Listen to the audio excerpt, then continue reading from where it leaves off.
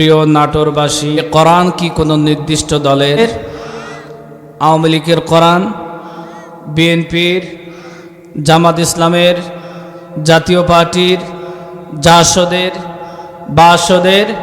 কোরআন কার? যদি কোরআনের বিরুদ্ধে কেউ হাত দেওয়ার চেষ্টা করে, দল আমরা যাই করি না কেন তার হাত ভেঙে দিতে আমরা প্রস্তুত রয়েছে। কথা বলেন ঠিক কিনা? শাহজালাল শাহপরান শামাক্তুমের বাংলার জমিনে কোরআনের জন্য, ইসলামের জন্য, বিশ্বনবীর আকাশচুম্বী মর্যাদাকে সমুন্নত করার জন্য যে সময় বসে আমরা কোরআন আল কারিমের তাফসীর শুনতেছি, বার্মায় মুসলমান মার খায়, ফিলিস্তিনে মুসলমান মার খায়, ইরাকে মুসলমান মার খায়, ইরানে মুসলমান মার খায়, সোমালিয়ায় মুসলমান মার খায়, চেচনিয়ায় মুসলমান মার খায়, বসনিয়ায় মুসলমান মার খায়, চীনের ওই ঘরে মুসলমান মার খায়, ভারতের জমিনে মুসলমান মার খায়, বাংলার জমিনে কোরআনের কথা, ইসলামের কথা, মানবতার কথা, বিশ্বনবীর আকাশচুম্বী মর্যাদাকে সমুন্নত করার জন্য একদল তাওহীদি জনতা আজও বাংলার জমিনে ইসলামের জন্য রক্ত দিতেছে। কথা বলে ঠিক কিনা? ও মুসলমান, যদি এমন সিচুয়েশন পরিবেশ তৈরি হয়ে যায়, যদি বুকের তাজা রক্ত বাংলার জমিনে দিতে হয়, কারা কারা বুকের তাজা রক্ত বাংলার জমিনে দিতে পারবে? দুয়া তুলে আল্লাহকে দেখায় দেন।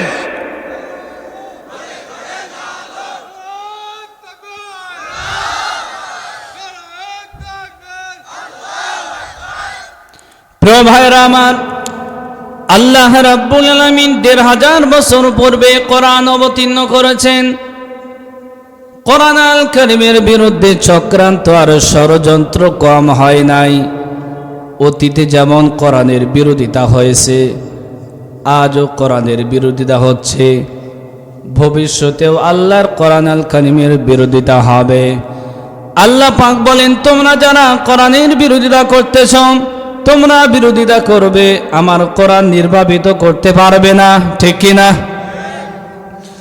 আল্লাহ রাব্বুল আলামিন বলেন, وقال الذين كفروا لا تسمعوا لهذا القرآن والغوا فيه لعلكم تغلبون। সূরা হামিম সিজদা ২৪ নম্বর পারা ১৮ নম্বর পৃষ্ঠার ১১ নম্বর লাইনে ৪ নম্বর রুকুর ২৬ নম্বর আয়াত। আল্লাহ পাক বলেন, হে নবী, দুনিয়ার কাফেরদের স্বভাব, কোরআনের আওয়াজ শোনার পরে তারা বলবে কোরআন চলতে দেওয়া যাবে না। দুনিয়াতে গান বাজনা, ভিডিও, থিয়েটার, সিনেমা, যাত্রা, মদ, গাঁজা, ইয়াবা, হেরোইন, ফেন্সিডিল আছে না নাই? আরে জোরে বলেন। সব কিছু চলবে, আল্লাহর কোরআন চলতে দেওয়া যাবে না। কেন আল্লাহর কোরআন চলতে দেওয়া যাবে না? ওরা জানে আল্লাহর কোরআন চলতে দিলে আর জনগণ কোরআনের কাছে আত্মসমর্পণ করলে অবৈধভাবে ক্ষমতার চেয়ারে টিকে থাকা যায় না। ১৫০০ বছর পূর্বে আবু জেহেল, আবু সুফিয়ান, উতবা, শাইবা, মুগীরা, নজর ইবনে হারিস, উকবা ইবনে আবি মুআইদ কোরআনের বিরোধিতা কম করে নাই।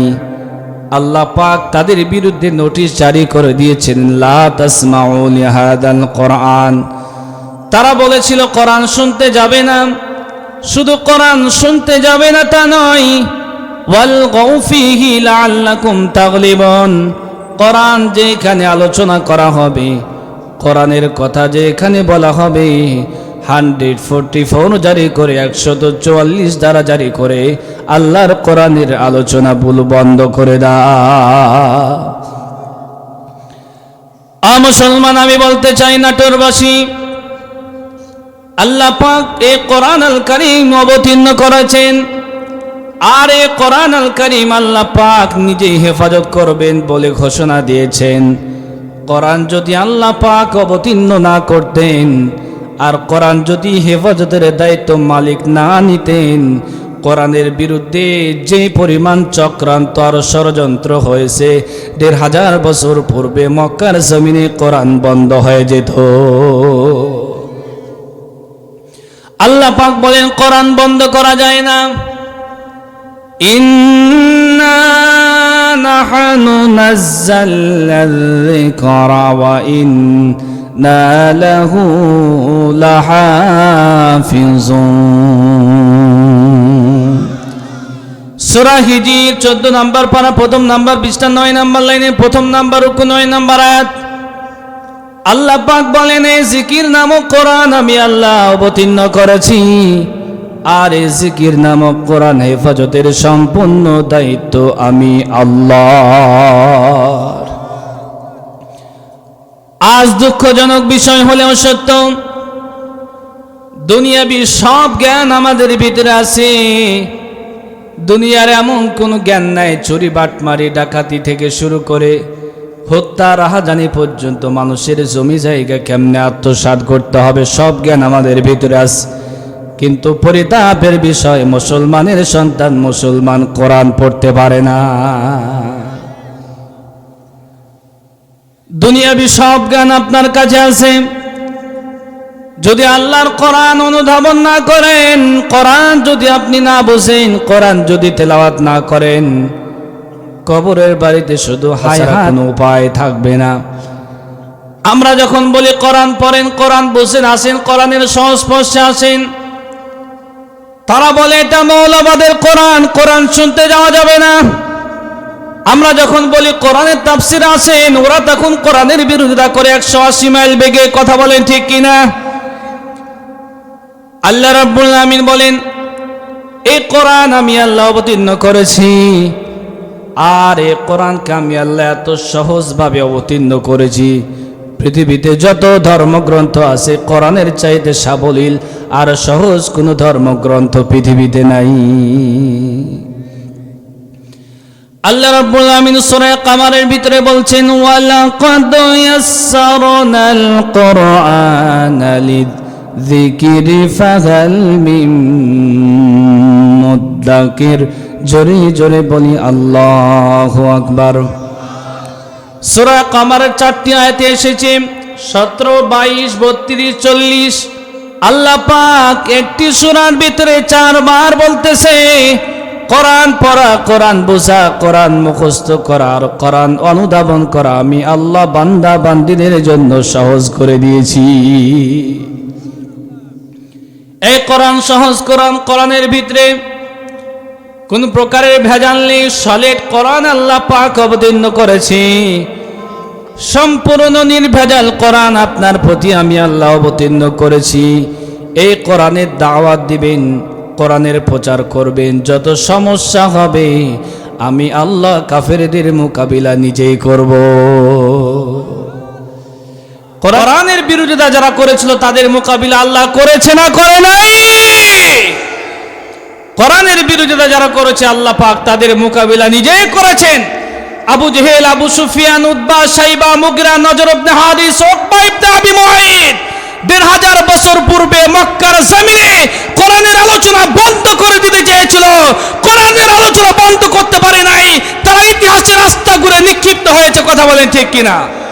পৃথিবীতে অনেক ধর্মগ্রন্থ রয়েছে, বেদ, বাইবেল, মহাভারত, জিন্দা বিস্তারিক বেদ, সামবেদ, যজুর্বেদ, অথর্ববেদ। পৃথিবীতে এমন কোন ধর্মগ্রন্থ নেই কোরআনের চাইতে বেশি বিরোধিতা করা হয়েছে। পৃথিবীতে এমন কোন ধর্মগ্রন্থ নেই যে ধর্মগ্রন্থ বেশি ছাপাখানায় ছাপানো হয়েছে, কোরআনের চাইতে বেশি পড়া হয়েছে। এমন একটি ধর্মগ্রন্থের নাম কি আমাদের জানা আছে? কোরআনের চাইতে বেশি ফ্রি বিতরণ করা হয়েছে পৃথিবীতে এমন একটি গ্রন্থের নাম আমরা জানি না। যে কোরআনের সবচাইতে বেশি বিরোধিতা করা হয়েছে, যে কিতাবের সবচাইতে বেশি বিরোধিতা করা হয়েছে, সেই কিতাবের নাম কি? যে কিতাবটি সবচাইতে বেশি ছাপাখানায় ছাপা হয়েছে, সেই কিতাবের নাম কি? যে কিতাবটি সবচাইতে বেশি ফ্রি বিতরণ করা হয়েছে, সেই কিতাবের নাম কি? যে কিতাবটি সবচাইতে বেশি পড়া হয়েছে, সেই কিতাবের নাম আল কোরআন। অতএব আমরা যারা এসেছি কোরআন শুনতে, কোরআন যদি শুনতে পারি আর শেষ পর্যন্ত থেকে আখিরি মোনাজাত করে যদি বাড়িতে যেতে পারি, আল্লাহর বক্তব্য শুনুন। আজকের আমন্ত্রিত তৃতীয় মেহমান আলোচনা করেছেন এখানে মাইক লাগানো হয়েছে, এর কারণ হলো যাতে করে আমরাও শুনতে পারি, আপনাদেরকে শোনাতে পারি। লাইট লাগানো হয়েছে যাতে করে আপনাদেরকে আমি দেখতে পারি, আপনারা আমাকে দেখতে পারেন। আপনারা এখানে এসেছেন, আপনাদের একটা উদ্দেশ্য আছে না নাই? আমরা এখানে এসেছি, আমাদের একটা উদ্দেশ্য আছে। মালিক আল্লাহ রাব্বুল আলামিন আপনাকে আমাকে অনাত্মক সৃষ্টি করে নাই। আল্লাহ পাক আপনাকে আমাকে সৃষ্টি করেছেন, মালিকের মনে হয় কোনো উদ্দেশ্য নাই। মালিকের উদ্দেশ্য আছে? মালিকের উদ্দেশ্য কি? আল্লাহ রাব্বুল আমিন বলেন, ওয়া মা খালাকাতুল জিন্না ওয়াল ইনসা ইল্লা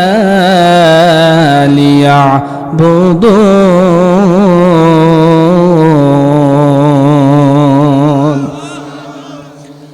মালিকের উদ্দেশ্য হলো এটাই, আমি আল্লাহ মানব এবং দানব জিন জাতিকে আমার ইবাদতের জন্য তৈরি করেছি। মালিক, বান্দা তুমি আমার ইবাদত করবে, আমার গোলামি করবে, মানুষের গোলামি করবে না। আজ একটু মিলায় দেখেন, দিন রাত 24 ঘন্টা কত সময় মালিকের ইবাদত করেন আর কত সময় শয়তানের ইবাদত করেন। 5 ওয়াক্ত নামাজ পড়তে 2 থেকে 2.5 ঘন্টা সময় লাগে, মালিকের ইবাদত আমরা করি না। কিন্তু বাকি 22 ঘন্টা শয়তানের ইবাদত আমরা করি, ঠিক কিনা? আমরা যারা এখানে এসেছি আমাদের উদ্দেশ্য কি? আর কোরআনের ময়দানে আসলে কি হবে? আল্লাহ পাক সূরা ফুরকানের 70 নম্বর আয়াতে কি চমৎকার ভাবে বর্ণনা করেছেন। আল্লাহ পাক বলেন, ইল্লা মান তাবা ওয়া আমানা ওয়া আমিলা আমালান সালিহান ফাউলাইকা ইউবাদদিলুল্লাহু সাইয়্যাতিহিম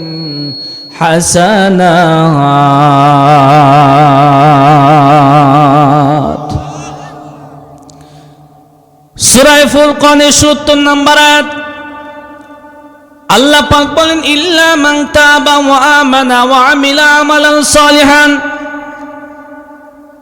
আল্লাহ পাক ইন্টিগ্রেট করে বুঝাচ্ছেন, ও নাটোরবাসী, তোমরা যারা কোরআন শুনতে এসেছ, আল্লাহ পাক আঙ্গুলের ইশারা করে দেখায় দিয়েছেন, ও নাটোরের জমিনে আল্লাহর বান্দা এবং বান্দিরা, তোমরা যারা কোরআন শুনতে এসেছ, ফাউলাইকা ইউবাদদিলুল্লাহু সাইয়্যাতিহিম হাসানাত। কোরআনের মাহফিলে আসলে কি হবে? কোরআনের মাহফিলে আসলে সবচাইতে বড় উপকার হবে, আল্লাহ অতীতের জীবনের সব গুনাহ কাদা মাফ করে দিবে। কোরআনের ময়দানে আসলে শুধু এই উপকারটি হবে তা নয়, আল্লাহ রাব্বুল আমিন বলেন, ইউবাদদিলুল্লাহু সাইয়্যাতিহিম হাসানাত। কোরআনের ময়দানে আসলে আমি আল্লাহ জীবনের অপরাধ মাফ করে দিব, আর আমি আল্লাহ গুনাহ পরিমাণ বান্দার আমলটা নেকি দিয়া পরিপূর্ণ করে দিব। প্রিয় উপস্থিতি, আল্লাহ রাব্বুল আমিন নূর নামক কোরআন তার হাবিবের প্রতি অবতীর্ণ করেছেন। আল্লাহ পাক বলেন, কিতাবুন আনজালনাহু ইলাইকা লিতুখরিজান নাসা মিনাজ যুলুমাতি ইলান নূর।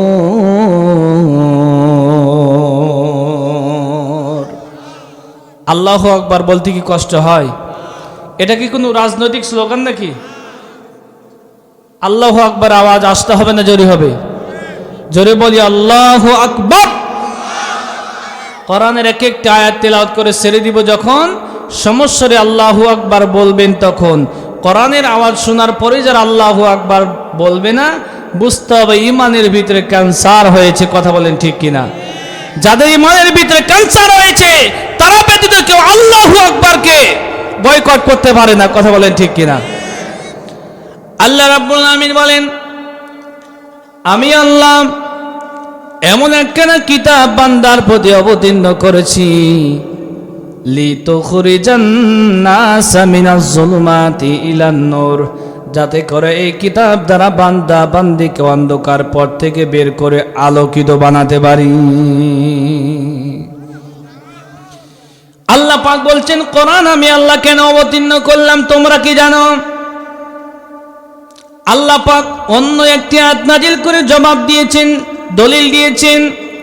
আল্লাহ পাক বলেন, শাহরু রমাদানাল্লাযী উনজিলা ফীহিল কুরআনু হুদাল লিন্নাসি ওয়া বায়িনাতিম মিনাল হুদা ওয়াল ফুরকান।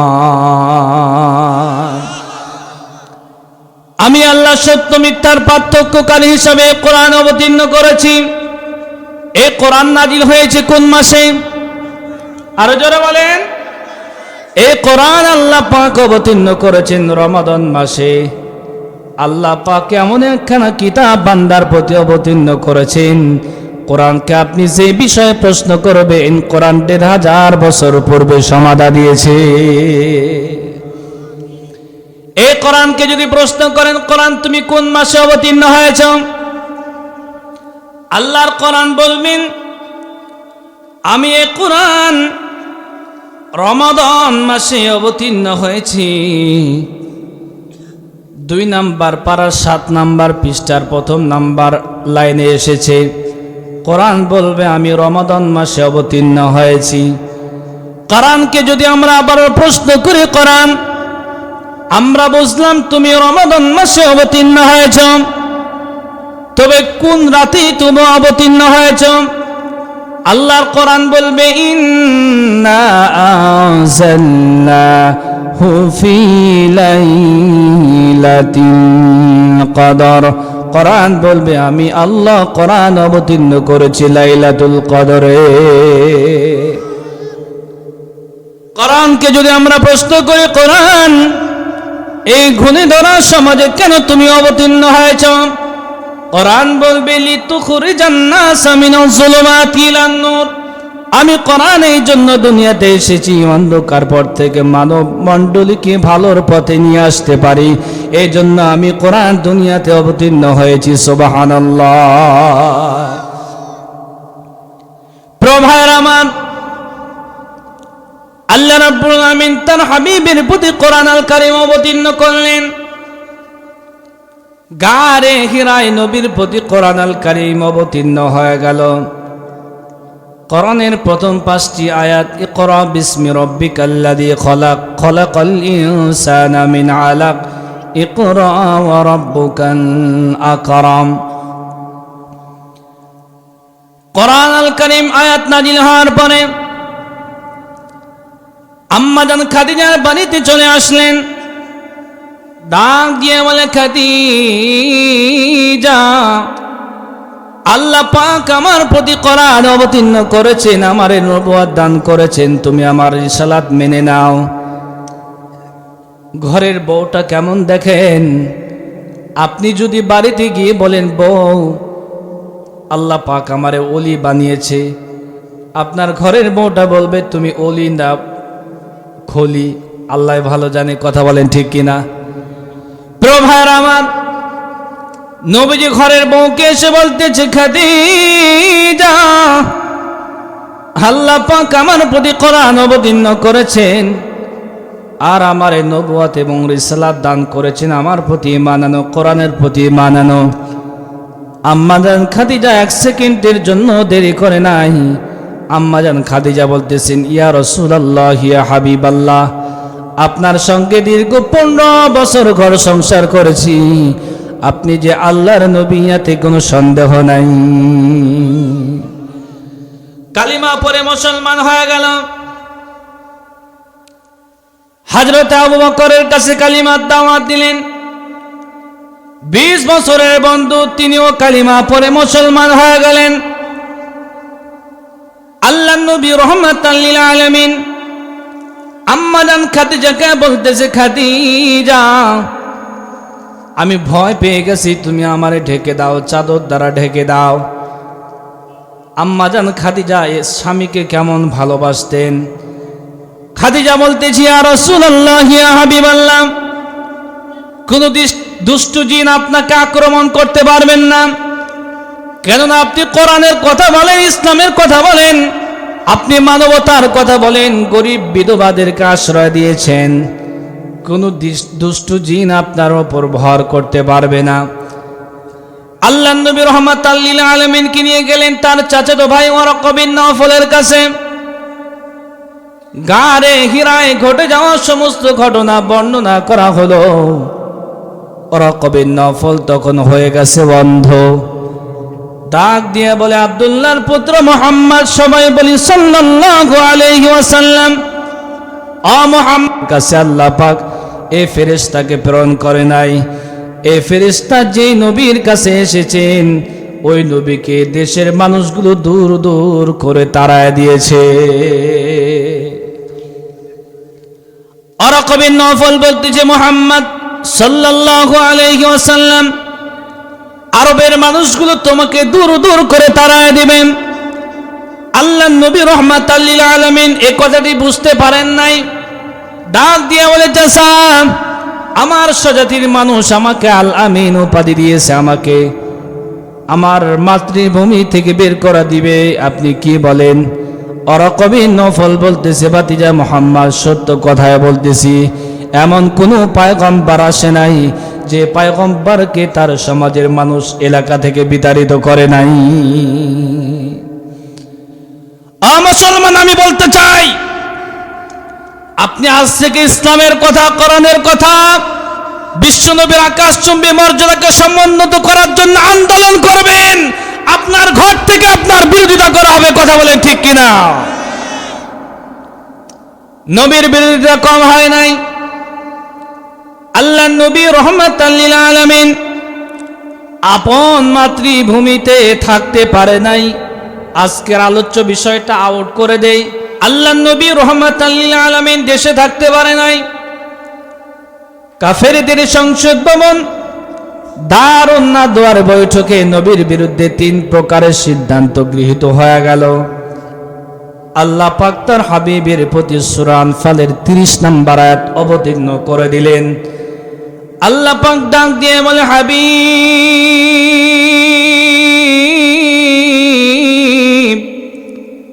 আরে মক্কার জমিনে থাকা যাবে না। রাতের বেলায় দারুন নাদওয়ার বৈঠকে আপনার বিরুদ্ধে 3 প্রকারের সিদ্ধান্ত নেওয়া হয়েছে। আগামীকাল হিজরত করে চলে যেতে হবে মদিনায়।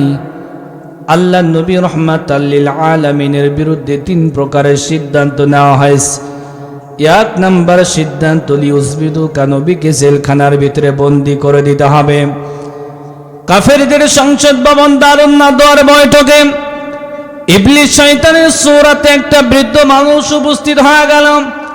ডাক দিয়ে বলে, না, এই সংসদ ভবন এটা মেনে নেওয়া হবে না।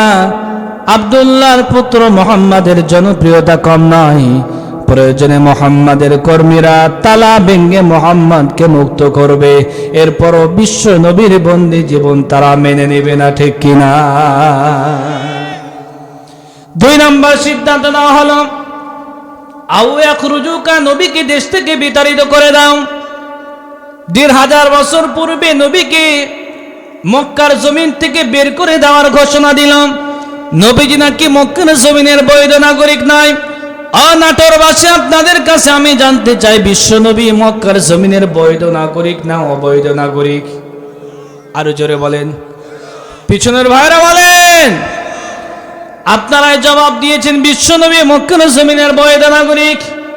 কিন্তু মক্কার মানুষগুলো বিশ্ব নবীকে মক্কার জমিনের অবৈধ নাগরিক ঘোষণা করেছেন। আল্লাহ পাক সূরা বালাদের 2 নম্বর আয়াত নাযিল করে জানিয়ে দিলেন, নবীজি, ওয়া আনতা হিল্লুম বিহাদাল বালাদ, আপনাকে যারা মক্কার জমিনের অবৈধ নাগরিক ঘোষণা করেছেন, আমি আল্লাহ ঘোষণা করে দিলাম ওরাই মক্কার জমিনের অবৈধ নাগরিক। একটু জোরে জোরে বলি সুবহানাল্লাহ।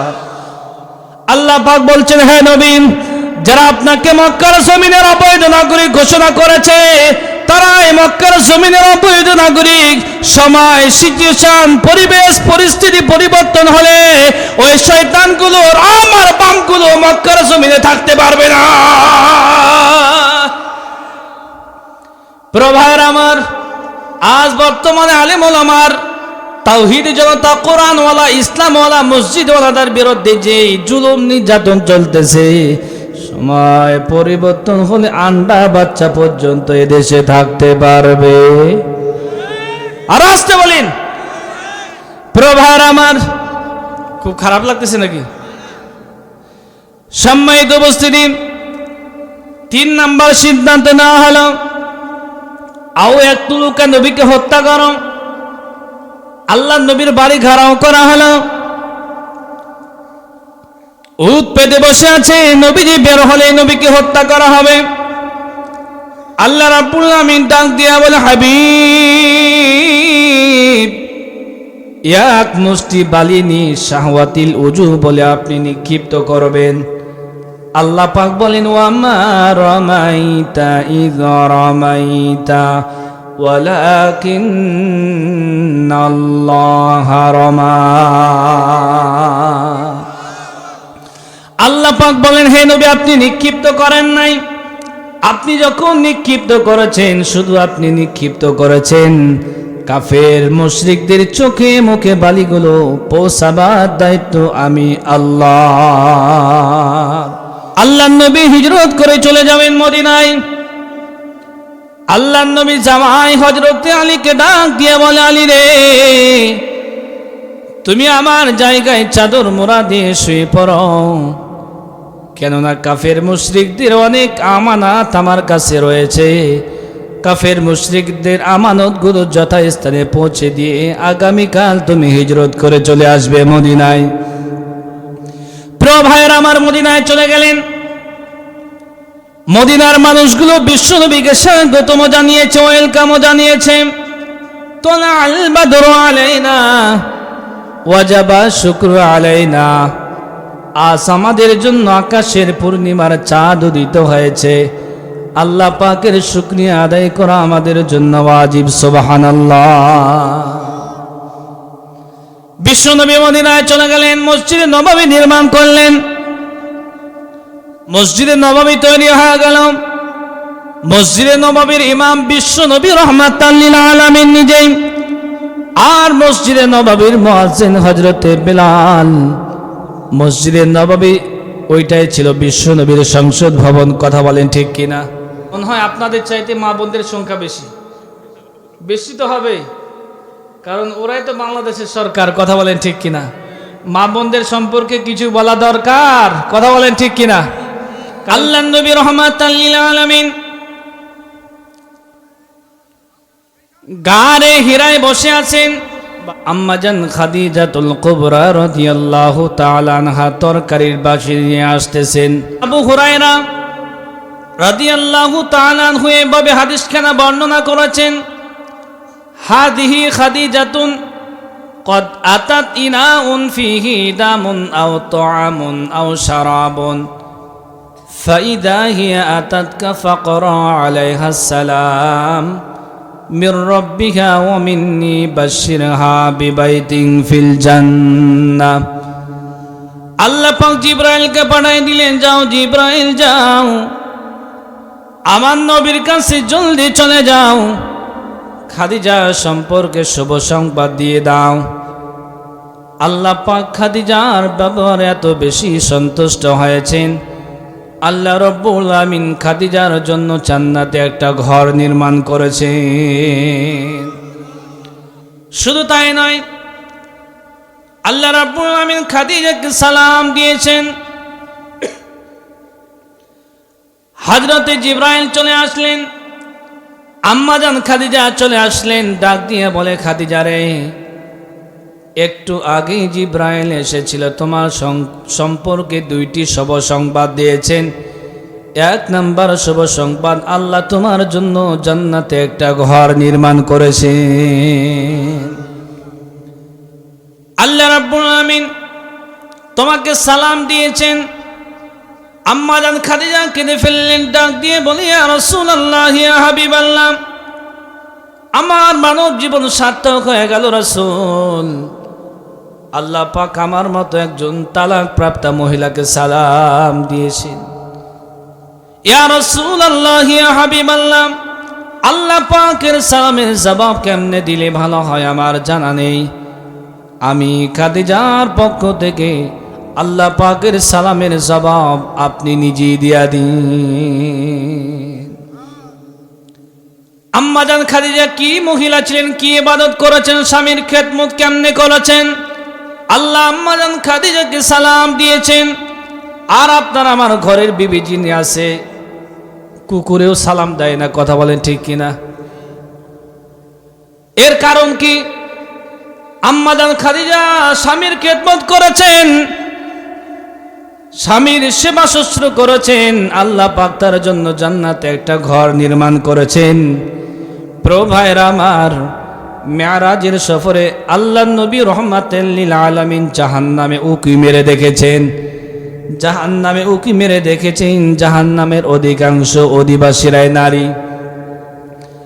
জিবরাইলকে প্রশ্ন করা হলো, ভাই জিবরাইল, এরা কারা? অধিকাংশ মহিলা কেন জাহান্নামে? আল্লাহ নবী রহমাতুল লিল আলামিনকে জবাব দিয়েছেন, অধিকাংশ মহিলা জাহান্নামে যাওয়ার এক নাম্বার কারণ এরা হলো স্বামীদের অবাধ্য। সারা জীবন সব দিয়েছেন, আইলানা, মাস্কারা, বিউটি পার্লারে হানিমুনে নিয়ে গেছেন। একটু যদি বনিমনা হয়, একটু যদি মন খারাপ হয়, মনোমালিন্য হয়, বলবে তোমার কাছে সে সারা জীবন নষ্ট হয়ে গেল, কিচ্ছু পেলাম না, ঠিক কিনা? এবার কিচ্ছু পেলাম না। কোনদিন যদি আপনি আপনার বউয়ের কাছে 500 টাকা ধার নেন, বছরের পর বছর 5 লক্ষ পরিশোধ হয়ে যাবে, 500 টাকা পরিশোধ হবে না, কথা বলেন ঠিক কিনা? নবীজি বলেন, স্বামীদের অবাধ্যতা হওয়ার কারণে অধিকাংশ মা বোনেরা যাবে জাহান্নামে। পুরুষ প্যান্ডেলে যারা বসেন ওরা তো খুব খুশি, এভাবে চালিয়ে যান হুজুর। প্রিয় ভাইরা আমার, আল্লাহ কোরআনের ভিতরে অর্ধেক অর্ধেক দিয়েছেন। নারী যেমন অর্ধেক, পুরুষ তেমন অর্ধেক। মা বোনেরা যেমন আপনার সেবা করলে জান্নাতে যাবে, আপনিও যদি মা বোনদের সেবা করেন আপনিও জান্নাতে যাবেন, নয়তোবা জান্নাত হারাম। এখন যুবক ভাইরা মনে করতেছে সারাদিন সারা রাত শুধু ফাটা পায়ে তেল দিবে আমার বউ, আর আমি নাক ডেকে ঘুমাবো, ঠিক কিনা? আপনার বউ যেমন আপনার ফাটা পায়ে তেল দিবে, প্রয়োজন হলে আপনার বউয়ের ফাটা পায়ে আপনাকেও তেল দিয়ে মালিশ করে দিতে হবে। এটাই নবীর হাদিস। প্রিয় ভাইরা আমার, আল্লাহ নবী রহমাতুল লিল আলামিনের সহধর্মিণী আম্মাজান খাদিজার ইন্তিকাল হয়ে গেল। আম্মাজান আয়েশার সঙ্গে বিবাহ বন্ধনে আবদ্ধ হয়ে গেল। আয়েশার সঙ্গে বিবাহ বন্ধনে আবদ্ধ হওয়ার পরে আল্লাহ নবী আম্মাজান আয়েশাকে নিয়ে বেড়াতে যাবেন। এমন সময় ডাক দিয়ে বলে, আয়েশা দাঁড়াও, আমি আসতেছি। আল্লাহ নবী রহমাতুল লিল আলামিন চলে গেলেন খাদিজার কবরে। অনেক সময় পার হয়ে গেল, ধরে হাও মাও করে গোড়াগড়ি করে কাঁদতেস। আয়েশা ডাক দিয়ে বলি, ইয়া রাসূলুল্লাহ, ইয়া হাবিবাল্লাহ, আপনার বয়স যখন 25, খাদিজার বয়স তখন 40, ইতিপূর্বে 2 বার বিয়ে হয়েছে, 2টা সন্তানও আছে, তালাক প্রাপ্ত একজন মেয়ের সঙ্গে আপনার বিয়ে হয়েছে, এখনো খাদিজাকে কেন ভুলতে পারেন না? আয়েশা বলে, আমার হাতে রান্না কি খারাপ? না, আমি দেখতে একেবারে খারাপ, না আমার ব্যবহার খারাপ। নবী ডাক দিয়ে বলে, আয়েশা রে, খাদিজা সম্পর্কে বাজে মন্তব্য করবা না, কেননা তোমরা সবাই আমার সুদিনের স্ত্রী, আর খাদিজা আমার সেই সময়ের স্ত্রী যখন পুরো আরব ভূখণ্ডে আমার পাও রাখার জায়গা ছিল না। আয়েশা, প্রিয় ভাইরা আমার, আমরা যারা এখানে উপস্থিত হয়েছে আমরা প্রত্যেকেই কোনো না কোনো মায়ের সন্তান, কথা বলেন ঠিক কিনা? যুবকেরা, যুবতীরা, বৃদ্ধ বাবাজিরা, স্টেজে যারা ওলামায়ে কেরাম বসে আছেন, আপনার জন্য আপনার মা কম কষ্ট করে নাই। আপনি যখন মায়ের পেটের ভিতরে ছিলেন, মায়ের পেটে একটা সন্তান লালন পালন করার জন্য মাত্র 10 ইঞ্চি পরিমাণ জায়গা থাকে। কত ইঞ্চি? পিছনের যুবক ভাইরা বলেন কত ইঞ্চি? জোর হলো না, আরো জোরে। 10 ইঞ্চি পরিমাণ জায়গা থাকে। সন্তানের মাথা থাকে মায়ের জরায়ুর দিকে, সন্তানের পাও দুইখানা মায়ের কলিজার নিচে সেট করে দেওয়া হয়। সন্তান 10 ইঞ্চি লম্বা হয়ে গেল। মায়ের পেটে সন্তান বড় হওয়ার জন্য আর বিন্দু পরিমাণ জায়গা থাকে না। সন্তান 15 ইঞ্চি লম্বা হয়ে গেল। মুসলমান, আমি বোঝাতে চাই যুবক ভাইরা, যুবতীরা, পর্দার আড়ালে যারা আমার ওয়াজ শুনতেছেন, আপনার মা আপনার জন্য কম কষ্ট করে নাই। এখন আপনার টাকা পয়সাওয়ালা হয়েছেন, ডক্টর, ইঞ্জিনিয়ার, ব্যারিস্টার, উকিল হয়েছে, প্রফেসর হয়েছেন, টাকা পয়সার কোনো অভাব নাই। মা বাবারে দেখার কোনো টাইম নাই, দিয়ে আসছেন বৃদ্ধাশ্রমে। আল্লাহর কসম, যে ঝুড়িতে নিয়ে আপনার মারে বৃদ্ধাশ্রমে রেখে আসছেন, ওই ঝুড়িটা আবার আপনার বাড়িতে সংরক্ষণ করে রাখবেন। কেননা আপনি আপনার মা বাবারে বৃদ্ধাশ্রমে রেখে আসছেন, আপনার সন্তান ওই ঝুড়িতে আপনাকে বৃদ্ধাশ্রমে রেখে আসবে। এই জন্য খবরদার, মা বাবার সাথে বেয়াদবি করা যাবে না। সন্তান মায়ের পেটে ক্রমান্বয়ে বড় হতেছে। সন্তান 15 ইঞ্চি লম্বা হয়ে গেল। মায়ের পেটের ভিতরে সন্তান বড় হওয়ার জন্য বিন্দু পরিমাণ জায়গা নেই। সন্তান 15 ইঞ্চি লম্বা হয়ে গেল। সন্তানের পাও দুইখানা মায়ের কলিজার নিচে সেট করে দেওয়া হলো। সন্তানের পাও দুইখানা মায়ের কলিজার নিচে সেট করে দেওয়ার কারণে মায়ের কলিজাটা 5 ইঞ্চি ওপরে উঠে যায়। আধুনিক চিকিৎসা বিজ্ঞান প্রমাণ করেছেন যে সন্তান মায়ের পেটের ভিতরে সবচাইতে কম নড়াচড়া করেন এমন একটি সন্তান মায়ের কলিজায় কমপক্ষে 4500 পাও দ্বারা লাথি মারে।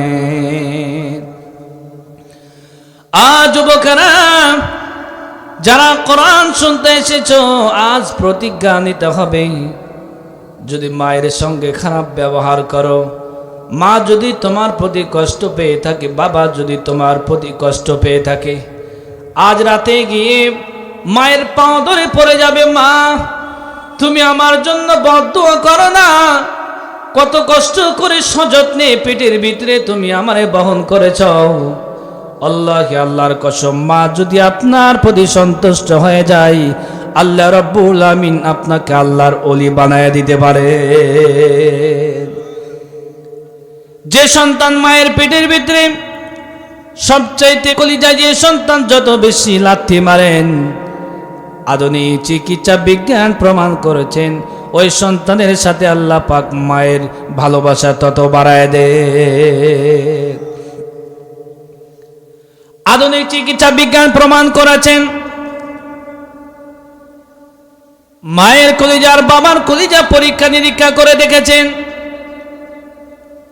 4500 লাথির ভিতরে একটি লাথিও যদি কোনো সন্তান বাবার কলিজায় মারত, বাবা সঙ্গে সঙ্গে জায়গায় অজ্ঞান হয়ে মারা যেত। মুসলমান মা আগে কোনোদিন খায় না, সারা দিনের ব্যস্ততা শেষ করে মা যখন সবার শেষে খেতে বসেছে, তো জোরে হাঁটু দ্বারা পা দ্বারা গুঁতো দিয়েছে, মা খেতে পারে নাই।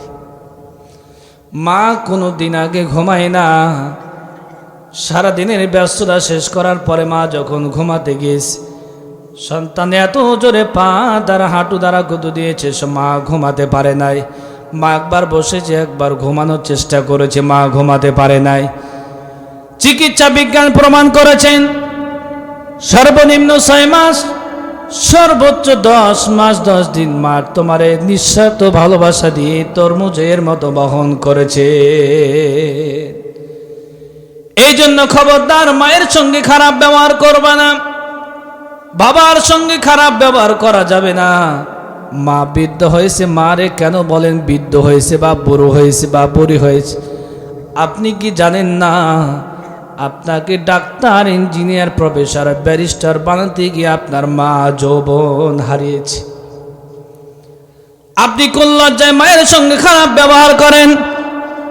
আপনার পরীক্ষার ফি দিতে গিয়ে আপনার মা পরের বাড়িতে কান্না দিয়েছে, কথা বলে ঠিক কিনা? এই জন্য খবরদার, মায়ের সঙ্গে খারাপ ব্যবহার করা যাবে না। আল্লাহ নবী রাহমাতাল লিল আলামিন কোরআন দ্বারা মদিনার জমিন 10 বছর পরিচালনা করেছেন। আল্লাহ নবী রাহমাতাল লিল আলামিনের ইন্তিকাল হয়ে গেল। এখনো নবীর লাশ দাফন কাফন হয় নাই, খলিফা নির্বাচিত হয় নাই। সবার সম্মতিক্রমে হযরত আবু বকর সিদ্দিক রাদিয়াল্লাহু তাআলা আনহু খলিফা নির্বাচিত হলেন। নবীর লাশ দাফন কাফন করা হলো। হযরত আবু বকর সুন্দরভাবে রাষ্ট্র পরিচালনা করেছেন। হযরত আবু বকর কোরআন তেলাওয়াত করতেছিলেন। কোরআন তেলাওয়াতরত অবস্থায় আবু বকরকে জবাই করা হয়েছে। আবু বকরের রক্ত কোরআনের পৃষ্ঠায় পৃষ্ঠায় রঞ্জিত হয়েছে, কথা বলেন ঠিক কিনা? মুসলমান ভুলে গেলে চলবে না। এই কোরআন স্টেজ পর্যন্ত এমনি এমনি আসে নাই। এই কোরআনের জন্য মাজার মুহাম্মদ জীবন দিয়েছেন। এই কোরআনের জন্য আবু বকর জীবন দিয়েছেন। এই কোরআনের জন্য খাব্বাব জীবন দিয়েছেন। এই কোরআনের জন্য খুবাইব জীবন দিয়েছেন। এই কোরআনের জন্য সুমাইয়া জীবন দিয়েছেন। এই কোরআনের জন্য ইমাম তাইমিয়া জীবন দিয়েছেন। এই কোরআনের জন্য ইমাম বুখারী জীবন দিয়েছেন। এই কোরআনের জন্য ইমাম মুসলিম জীবন দিয়েছেন। এই কোরআনের জন্য ইমাম তিরমিজি জীবন দিয়েছেন। এই কোরআনের জন্য ইমাম আজম আবু হানিফা 8 বছর বাতিলের কারাগারে মানবতার জীবন যাপন করেছে, কথা বলেন ঠিক কিনা? ও মুসলমান, এই কোরআন স্টেজ পর্যন্ত এমনি এমনি আসে নাই। এই কোরআন স্টেজ পর্যন্ত আসতে গিয়ে নবীর অসংখ্য সাহাবায়ে কেরামকে জীবন দিতে হয়েছে। আবু বকরের ইন্তিকাল হয়ে গেল। দ্বিতীয় খলিফা নির্বাচিত হয়ে গেলেন হযরতে, বলেন, হযরত উমর ফারুক রাদিয়াল্লাহু তাআলা দ্বিতীয় খলিফা হলেন। আপনারা তো ভালোই জানেন, আলহামদুলিল্লাহ, ওয়াজ তো করার দরকার নাই। শেষ করে দিই নাকি? প্রিয় ভাইরা আমার, হযরতে উমর ফারুক রাদিয়াল্লাহু তাআলা খলিফা নির্বাচিত হলেন। আমাদের চাঁপাইনবাবগঞ্জের মানুষগুলো মোবাইলের পাগল। এখানে আসার পরে দেখলাম নাটোরের মানুষগুলো কোরআনের পাগল, কথা বলেন ঠিক কিনা? কোরআনের পাগল হওয়ার দরকার আছে না নাই? মোবাইলের পাগল, মোবাইলের ফ্রি ফায়ার গেম এত বেড়ে গেছে, এই গেম খেলতে খেলতে যুবকরা পাগল হয়ে যাচ্ছে, কথা বলেন ঠিক কিনা? আর রাত 12টা 1টার পরে যুবক হয় যুবতীদের জন্য পাগল, আর যুবতী হয় যুবকের জন্য পাগল। যুবক আর যুবতী ছাড়া কিচ্ছু বোঝে না, কথা বলেন ঠিক কিনা? ওর সামনে ফ্রি ফায়ার দিয়ে দেন, সারাদিন খাবার না দিলেও চলবে, ঠিক কিনা? আর মা বোনদের সামনে স্টার জলসা, জি বাংলা, বুঝি না সে বুঝি না, তুমি আসবে বলে তোমায় আমায় মিলে, এগুলো দিয়ে দিন সিরিয়াল। স্বামীর কোনো প্রয়োজন নাই। প্রেম প্রীতির জ্বালা মোবাইলের মেলা, প্রেম প্রীতির জ্বালা মোবাইলের মেলা, এখন আর চিঠি লেখা লাগে না, ঠিক কিনা? মোবাইল আসিল কি দোলা লাগিল, পড়ালেখাও মন বসে না, ঠিক কিনা? ও ছেলে সারা রাত জাগিয়া ফোনে কথা বলিয়া, মেয়ে সারা রাত জাগিয়া ফোনে কথা বলিয়া, ফজরের ঘুম যে পোলার ভাঙ্গে না, হায় হায়, ফজরের ঘুম যে পোলার ভাঙ্গে না, মোবাইল আসিল কি দোলা লাগিল, পড়ালেখাও মন বসে না। পেটে ভাত নাই যাক পরনে নাই থাক, পেটে ভাত নাই যাক পরনে নাই থাক, মোবাইল সারা পোলার চলে না, হায় হায়, মোবাইল সারা পোলার চলে না, মোবাইল আসিল কি দোলা লাগিল, ফজরের ঘুম যে পোলার ভাঙ্গে না, ঠিক কিনা? প্রিয় ভাইয়ের আমার, যে কথা বলতেছিলাম, হযরত উমর মসজিদে নববীতে আলোচনা করতেছেন, খুতবা দিতেছেন।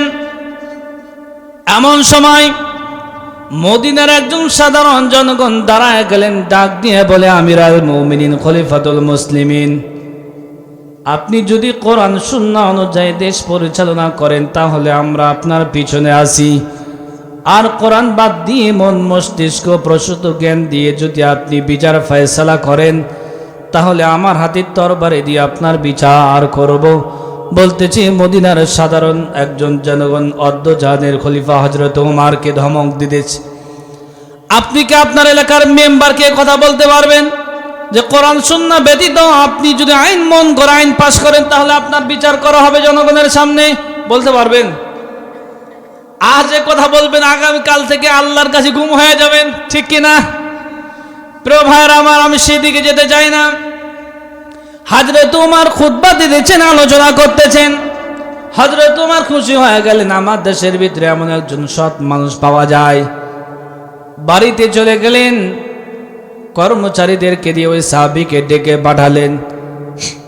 ডাক দিয়া বলেন, আমি দীর্ঘদিন থেকে হিমসের একজন গভর্নর খুঁজতেছিলাম, তোমাকে আমি হিমসের গভর্নর বানাতে চাই।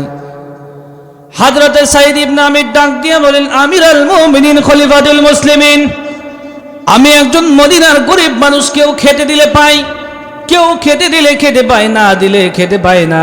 আমার বাড়িতে 3 বেলা ঠিক মতো আগুনও জ্বলে না, আর আপনি আমার এই হিমসের গভর্নর বানাবেন, এটা কেমন কথা? হযরত ওমর রেগে ফায়ার হয়ে গেলেন, ডাক দিয়া বলেন, সাহাবীরে, তোমরা আমাকে খিলাফতের এত কঠিন দায়িত্ব দিয়ে নিজেদেরকে ঝামেলা মুক্ত বানাতে চাও? হযরত ওমরকে ডাক দিয়ে বলেন, ওমর রে, এটা কি আপনার অর্ডার না অনুরোধ? যদি আপনার অনুরোধ হয় আপনি খলিফা, আপনাকে আমি মানি না। যদি আপনার অর্ডার হয় তাহলে আপনাকে আমি মেনে নিলাম। কেন? আল্লাহ পাক নিজেই ঘোষণা করেছেন মুসলিম আমিরের আনুগত্য করা ফরজ। আল্লাহ রাব্বুল আমিন বলেন, ইয়া আইয়ুহাল্লাযীনা আমানু আতিউল্লাহ ওয়া আতিউর রাসূলা ওয়া উলিল আমরি মিনকুম। জোরে জোরে বলি আল্লাহু আকবার। ও মুসলমান, যারা ওলামায়ে কেরাম আছেন তারা আমার কথা বুঝবেন, একটু জবাব দিবেন। আল্লাহ বলছেন, ইয়া আইয়ুহাল্লাযীনা আমানু, ওহে যারা ঈমান এনেছো, আতিউল্লাহ, আল্লাহর আনুগত্য করো, ওয়া আতিউর রাসূল, রাসূলের আনুগত্য করো, ওয়া উলিল আমরি মিনকুম, আল্লাহ উলিল আমরের পূর্বে আল্লাহ পাক আতিউ শব্দ মাইনাস করে দিয়েছেন। আল্লাহ শব্দের পূর্বে আল্লাহ আতিউ শব্দ ব্যবহার করেছেন, রাসূল শব্দের পূর্বে আল্লাহ আতিউ শব্দ ব্যবহার করেছেন, উলিল আমরের পূর্বে আল্লাহ আতিউ শব্দ মাইনাস করে দিয়েছেন। আল্লাহ কেন মাইনাস করে দিয়েছেন?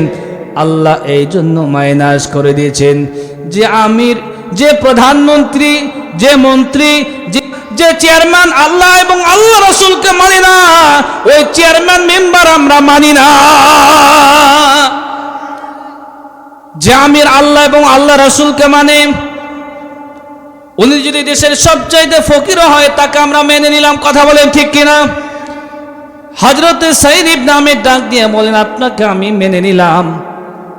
হযরত ওমর খুশি হয়ে গেলেন, তাকে হিমসের দায়িত্ব দেওয়া হবে।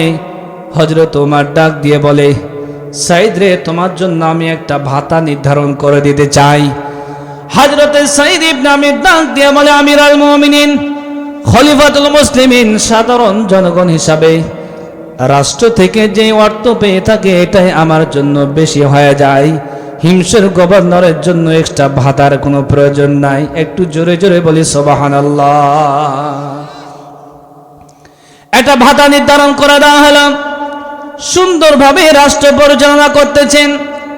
1 বছর পার হয়ে গেল। 1 বছর পরে হিমস থেকে প্রতিনিধি দল মদিনায় হযরত উমরের সঙ্গে দেখা করতে এসেছেন। হযরত উমর হিমসের গরিব মানুষের খবর শুনলেন, নিজ হাতে অর্থায়ন করবেন। হযরত উমর বলতেছেন, হিমসের গরিব মানুষের তালিকা আমার হাতে দাও।